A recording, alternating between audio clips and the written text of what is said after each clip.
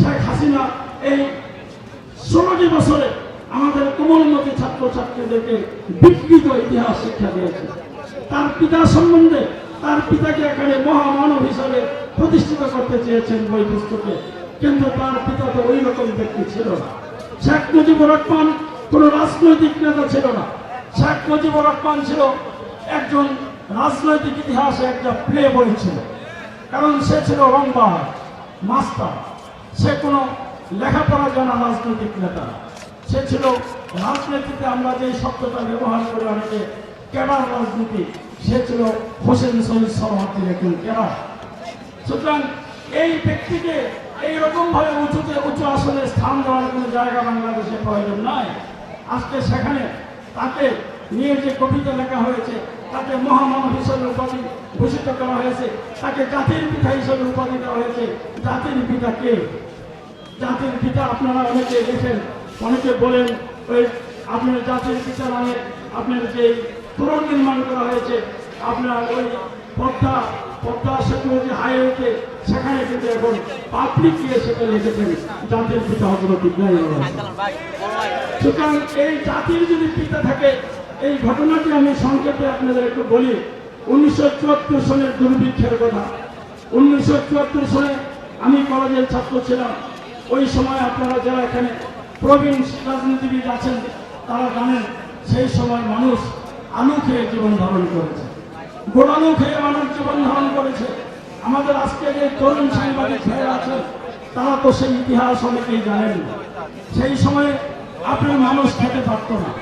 কোনো বাড়িতে যদি একটি বাড়িতে ভাত রান্না হয়েছে, সেই বাড়িতে গিয়ে অন্যান্য যারা প্রতিবেশীরা, অন্যান্য বাড়ির লোকেরা গিয়ে সেখানে শান্তি দিয়ে এসেছে।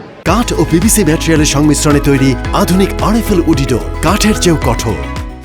শান্তিতে ফ্যান দেওয়ার জন্য, ভাতের মার দেওয়ার জন্য একটি পরিবারে রান্না হয়েছে, আর একটি গ্রামে আরো 40টি পরিবার তারা রান্না করতে পারেনি, সেজন্য তারা শান্তি দিয়ে এসেছে ভাতের মারের জন্য।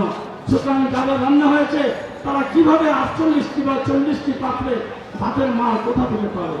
সুতরাং মারও মানুষ খেতে পারেনি, ফ্যান খেতে পারেনি মানুষ। সেদিন আপনার এই শেখ মুজিবুর রহমান, তাকে অনেক বড় করে লেখা হতো সে জাতির পিতা।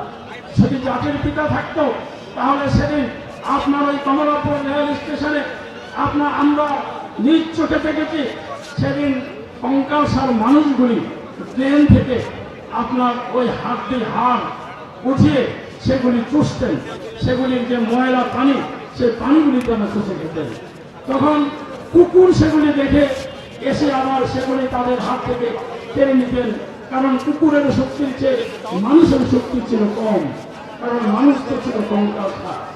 দুদিন পরে যখন আবার ওই রাস্তাতে হেঁটে যাচ্ছি, তখন দেখেছি যেই মানুষটি কুকুরের সাথে যুদ্ধ করেছে একটি হাড়ের জন্য, সেই মানুষটি রাস্তায় পড়ে মরে আছে।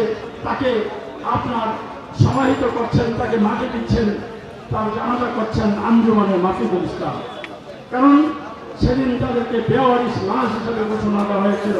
সাংবাদিক ভাইদের কাছে আমাদের প্রশ্ন, যদি জাতির পিতা থাকবে তাহলে কেন সেদিন সেই মৃত এই খাবার অভাবে যারা মারা গেছে তাদেরকে কেন বেওয়ারিশ লাশ হিসেবে ঘোষণা দেওয়া হয়েছিল?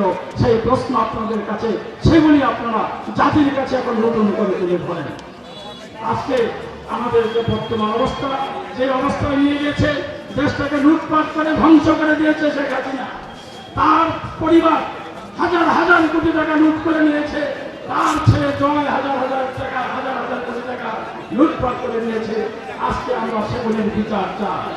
এখানে যেই কথাটি আসছেন, শ্যামল রায় বলেছেন, মুস্তাক রায় বলেছেন, এখানে যে একজন ব্যক্তির কথা, তার নাম মুক্তাদির।